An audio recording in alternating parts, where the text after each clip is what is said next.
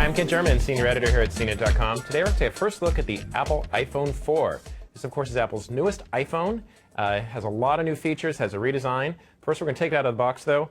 Just pop it off the top there, and there it is. So from the start, you see this is a very different iPhone in design. Take it off the lid there, and inside you have, of course, a small instruction sheet. You get the small wall plug that we've seen, normal USB cable, and the standard iPhone earbuds. So pretty standard as far as the box goes. Now, the iPhone 3G and 3GS merely were tweaks of that original iPhone's design. This is a lot different. It's flat on both the front and the back, so the nice thing is it doesn't wobble when you put it on the table anymore. When you compare it to the iPhone 3G that we have here, you'll see that it is a bit thinner. It's actually 25% thinner. Apple says this is the thinnest smartphone around. That certainly may be true for now, but the thin smartphone race changes constantly, so I don't think we'll hold that title for long. It does have glass on the front and on the back. I do notice that the back in particular attracts a lot of smudges and fingerprints that we didn't see on the previous phone, so you want to watch that. You'll see a metal band encircling the entire phone. It actually is a new antenna as well. You do see a couple of notches on the top, on the side, but Apple didn't say that this would improve call quality. They didn't actually promise that.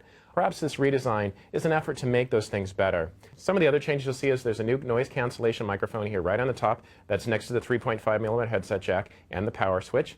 Here on the side, the SIM tray, which used to be on the top, has been moved to the side. Of course, that is a micro SIM slot. The volume rocker has been redesigned. It's now split volume buttons. A small change, but I like it actually. The silencer button has been revamped just a little bit, but you'd barely notice it. And down here on the bottom, you see that same 30-pin connector jack, the speaker, and the microphone. And of course, the home button is completely the same. The phone is 4.8 ounces, so it actually is the same weight as the original iPhone. The iPhone 3G and iPhone 3GS were just a little bit lighter. You don't really notice it. It definitely is smaller, though, and I noticed that immediately taken out of the box. It is a bit narrower and measured across the front face, and I already told you that it is thinner. I do think that when I look at it alone, it certainly looks small, and of course, you particularly notice it when you put the phones side by side.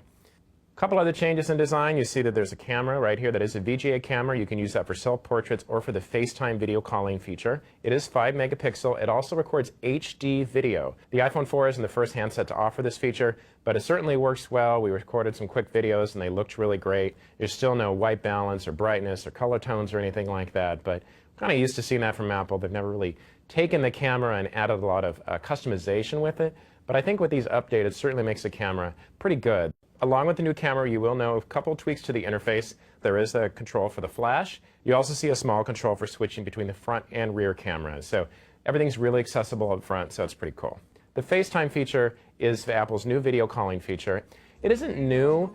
Apple certainly makes it look really nice. From what I've seen in demos, we have seen it look pretty good. I can't show you it here right now because we actually don't have two iPhone 4s at the moment.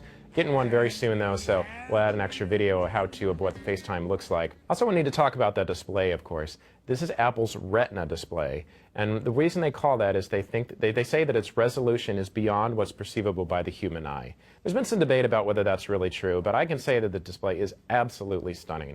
You can't see any pixels at all. Colors are fantastic.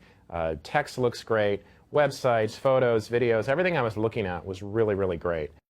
When you put it next to you really need to zoom in to see it, but you do see a definite difference there.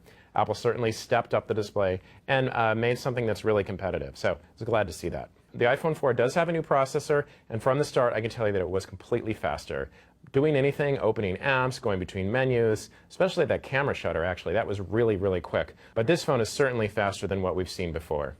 As I said, the iPhone 4 does have a bigger battery. Of course, we haven't done a full battery drain yet.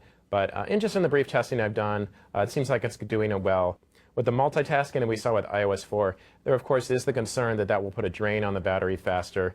The way Apple designed multitasking, they say that it isn't going to do that, and I haven't found anything yet, but it's always nice to see a bigger battery, so certainly welcome those. Of course, feature-wise, the iPhone 4 brings a lot of things, and with the added iOS 4, it brings even more. I won't get into the iOS 4 changes here, but if you want to learn more about the iOS 4 changes, I did a first look at the iOS 4, so you can check that out. On the whole, this is the biggest upgrade to the iPhone since the iPhone 3G. I think we took them independently. If you took the iPhone 4, you took the iOS 4, you took those independently, they'd be great, but when you add them together, you really come with a compelling, sleek, and really nice device. Of course, there are so many great smartphones out there, so I'm not going to say that it's the best, because to do that would really ignore so many smartphones and how fast the technology world develops. If you're an iPhone fan, and if you like what Apple has designed as a smartphone experience, this is a great phone. I'm Ken Sherman, and this is the Apple iPhone 4.